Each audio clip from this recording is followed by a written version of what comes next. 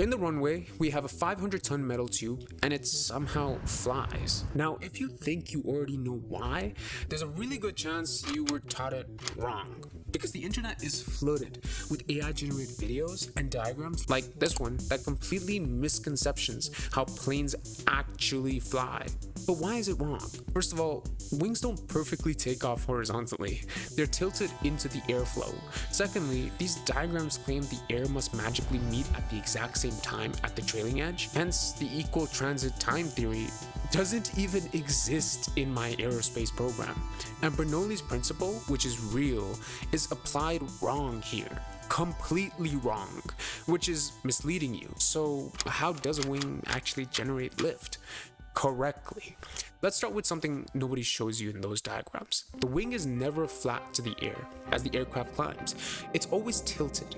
That tilt is called angle of attack. Think of it like holding your hand out of a car window. If your hands are parallel to the incoming air, your hands don't lift. Though changing the angle of attack, your hands start raising. But what if you kept changing the angle of attack? The more the angle of attack, the more lift it generates. But here's where it reaches dangerous territory. Tilt too far, and the air at the top surface separates into turbulent vortices, meaning that the air at the top is not smooth flow anymore, which is bad. Which also means one thing: stall. And in simpler terms, we fall out the sky. But if balanced correctly, we reach pure inner peace. Lift. I watched Kung Fu Panda last night. Though this still doesn't explain how the wing produces lift. And you're right. But this is where angle of attack comes together with this next segment. The upper surface of the airfoil or wing has clean, smooth laminar airflow. However, the lower surface experiences something interesting. The lower surface of the airfoil physically deflects airflow downward. But in return, the airfoil experiences, and I'm sure you've heard of this before, every action has a reaction. Newton's third law. By pushing air down, the air pushes the wing back up, creating an upward force called lift. But that's not the total lift yet. Because how does Bernoulli's principle still apply here? Correctly. At the leading edge, the very front of the wing, an extreme amount of pressure builds due to the incoming air slamming into it.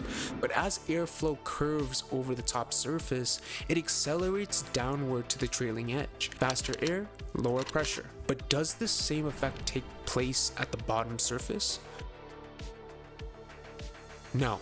This deflected air slamming into the bottom surface creates higher pressure. And that, my friends, is how Bernoulli's is correctly applied. But there's one more thing that contributes to a plane lifting: intermolecular forces. Don't be scared. I'll make it as simple as possible for you. Like water, when taking a shower, the water clings to your skin as it runs downward. Similarly, air does the exact same thing.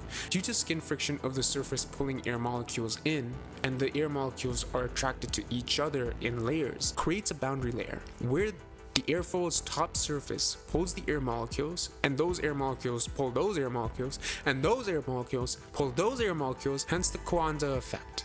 As the pull starts to take place, in return, you know what I'm talking about this. Yes, you're learning. Every action has a reaction. Therefore, another slice of lift. Now, some AI automation guy or these complex diagrams that has no clue about aircrafts won't fool you on how aircrafts fly. Don't trust everything that's said on the internet, kids. Though after this, the plane still will not fly. I'm sorry.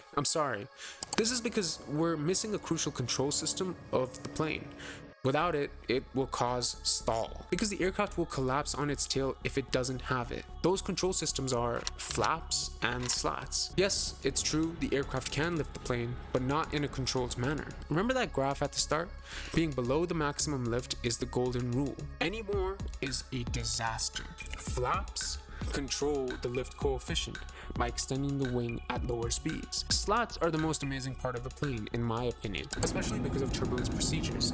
In harsh weather conditions, turbulence is to be expected in aircrafts. The turbulence at the top of the airfoil is mitigated by extending the leading edge. By borrowing the air from the bottom airflow, continues the airflow or laminar flow at the top regions of the airfoil, reaching a controlled lifting procedure. So that's it. It's just manipulating air. Now you can can move over a pilot and take off a 500-ton plane yourself. No, I'm joking. Don't do that, please. You just know the right theory. But no more than the average population about planes. To which I say, hey, that's pretty good.